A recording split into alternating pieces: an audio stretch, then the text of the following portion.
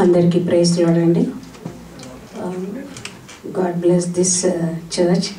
మీ సంఘాన్ని చూసి నేను చాలా సంతోషించాను. మరి ప్రభువులో ఆత్మలో ఎంతోగానో మరి నేను దేవుని స్తుతించాలని అనుకుంటున్నాను. మరి నేను ఇండియా నుండి అక్టోబర్ 4న మరి లండన్ దేశానికి దేవుడు నన్ను నడిపించాడు. నేను అనుకున్నాను మరి ఏప్రిల్లో వచ్చి ఆగస్ట్ లోపల వెళ్ళిపోదాము, మరి అప్పుడైతే మరి వెదర్ చాలా బాగుంటుంది అని అనుకున్నాను. కానీ దేవుని యొక్క చిత్తం ఏంటంటే నేను అక్టోబర్ 4th ఇక్కడ కాల్ పెట్టాలని దేవుడు ఉద్దేశించాడు అని నేను అనుకుంటున్నాను. ఎందుకంటే నేను అక్టోబర్లో వెళ్ళిపోయి ఉంటే నేను మీ దగ్గర జరిగేటువంటి కాన్ఫరెన్స్ను అటెండ్ అవ్వకపోయేదాన్ని. ఇండియాలో కూడా మరి చాలా మీటింగ్స్ కాన్ఫరెన్సెస్లో నేను అటెండ్ అవుతాను. మరి ఇక్కడ మరి నేను చాలా ఆత్మీయంగా బలపడ్డాను, సంతోషించాను, దేవుని మహింపరిచాను. దేవుడు మరి నాకు మంచి అవకాశాన్ని ఈ సంఘంతో పాల్పొందుకోవడానికి, ఆరాధనలో పాల్పొందడానికి దేవుడు ఇచ్చాడని నేను నమ్ముతూ ఉన్నాను. మరి ఇండియా దేశంలో మాకు ఒక చిన్న సంఘం ఉంది. మరి అంకుల్ 2000లో మరి ప్రభునందు నిద్రించారు. మరి అప్పుడు సంఘాన్ని నడిపించడానికి మరి మా పెద్ద అల్లుడు అంత వయసు లేదు. He was only just 25 years 26 years అప్పుడు. మరి ఆయనకు బాధ్యత ఇవ్వటానికి కూడా మరి అతడు అంత అనుభవం లేదు. కాబట్టి నేను ఆయనను ముందు పెట్టి మరి సంఘాన్ని కొద్ది వరకు 2000 ఇక్కడికి వచ్చే వరకు కూడా నడిపిస్తూ ఉన్నాను. దేవుడు ఆ కృపనిచ్చాడు.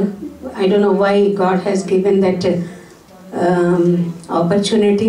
నన్ను ఎందుకు ఎన్నుకున్నాడు ప్రభా? నేను ఎన్నిక లేని దాన్ని ప్రభా, అబలను స్త్రీని ప్రభా, నేను సంఘాన్ని నడపలేను అని ఎన్నోసార్లు దేవునితో నేను ప్రార్థించి దేవుని దగ్గర నుండి బలం పొందుకొని నేను ఆ విధంగా జరిగిస్తూ వచ్చాను.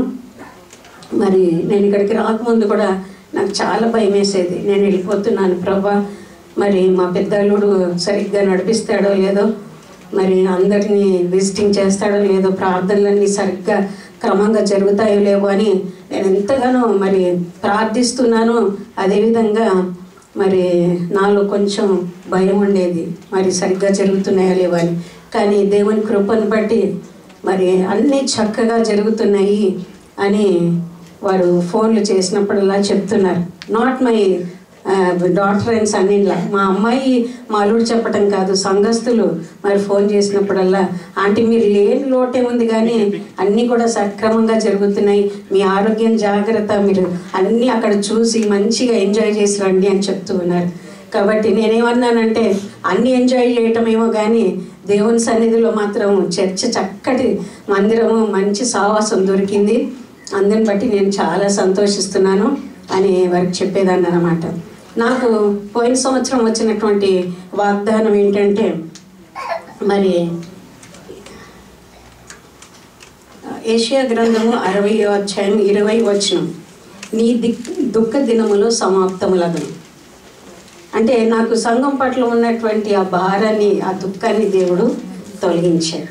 ప్రతి కుటుంబం కూడా మరి ఎంతగానో వారు ఆత్మీయంగా ఎదుగుతున్నారని వాళ్ళు ఫోన్ చేస్తున్నప్పుడు నిజంగా ప్రభా నాకున్నటువంటి భారం ఒక్కటే, ఆ ఒక్క భారాన్ని మరి ఆ దుఃఖాన్ని మీరు తీసివేశారు, నేను ఎంతో సంతోషిస్తున్నాను అని నేను అనుకున్నాను. తర్వాత ఒక సమస్య గురించి నేను ప్రార్థన చేస్తూ ఉన్నాను. ఏంటంటే ఇక్కడికి వచ్చిన తర్వాత నాకు వాక్య పరిచర్య లేదు, a prayer meetings, fasting prayers ఏవి కూడా నేను చేసుకోవట్లేదు. ప్రభా నన్ను ఎందుకు ఇంత దూరం తీసుకొచ్చారు? ఏ పరిచర్య లేకుండా ఏదో ఎలీషా ఎలియా గుహలో దాక్కున్నట్టు నన్ను దాచిపెట్టావేంటి ప్రభా ఇక్కడికి, ఏం పరిచర్య లేదు అని చాలా దుఃఖపడేదాన్ని.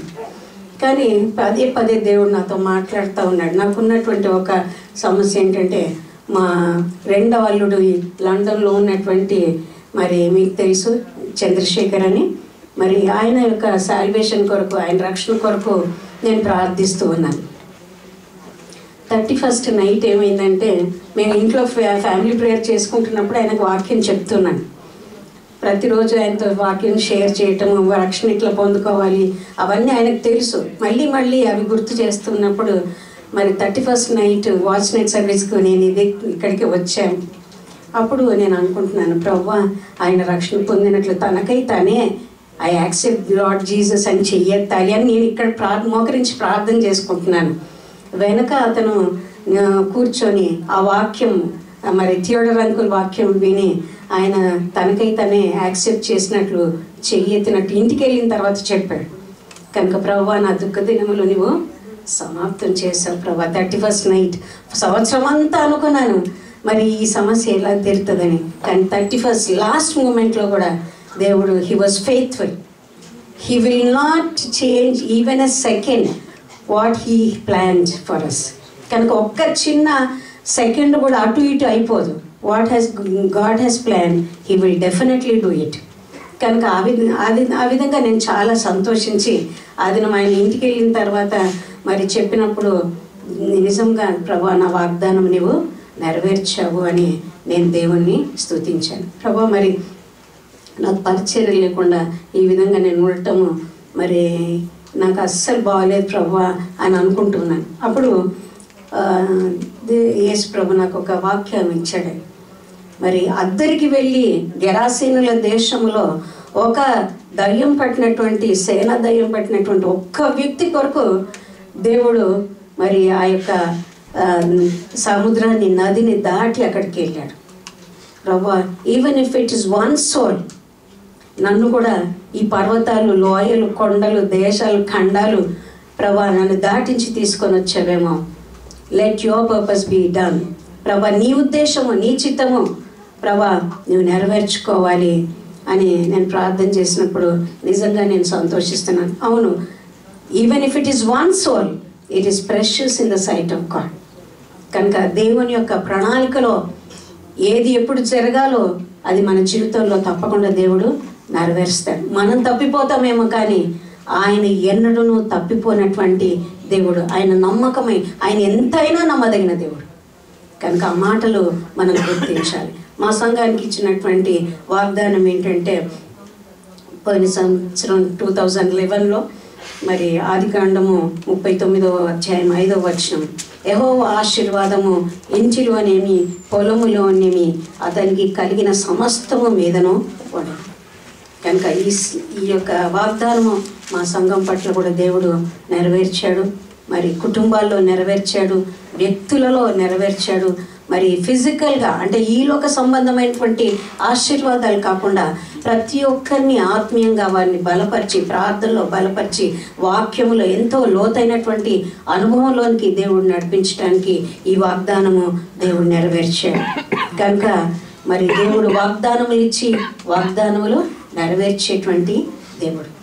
కనుక మీరందరూ కూడా మరి నా కొరకు ప్రార్థన చేశారు, నా పాస్పోర్ట్ వీసా కొరకు ప్రార్థన చేశారని మా అమ్మాయి చెప్తూ ఉండేది రేచల్. కనుక మీ అందరికి కూడా నా తరఫున, నా కుటుంబం తరఫున వందనాలు చెల్లిస్తున్నాను. మరి నా కొరకు ప్రార్థన చేయండి. నేను మార్చిలో తిరిగి వెళ్ళిపోవాలి. కనుక మళ్ళీ ఒకసారి మరి దేవుని చిత్తమైతే మరి మిమ్మల్ని కలుసుకోవాలని ఈ సహవాసంలో ఉంటానని నేను అనుకుంటున్నాను. దేవుని చిత్తం అది.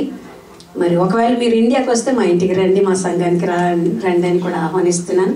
నా కొరకు, నా కుటుంబం కొరకు, ప్రత్యేకంగా ఇక్కడ ఉండబోతున్నటువంటి రేచల్ కొరకు, మరి చంద్రశేఖర్ కొరకు, వారి అమ్మాయి డాలి కొరకు మీరు ప్రార్థనలో మీరు ఎత్తుపట్టాలని, వారిని ప్రోత్సహించి బలపరిచి ఆత్మీయంగా వారిని నడిపించాలని, సంఘములో వారు ఒక భాగముగా దేవుడు ఏర్పాటు చేసుకోవాలని మీ ప్రార్థనలో జ్ఞాపకం ఉంచుకోవాల్సిందిగా కోరుతూ నా ఈ చిన్న సాక్ష్యాన్ని ముగిస్తున్నాను. దేవుడు దీవించండి.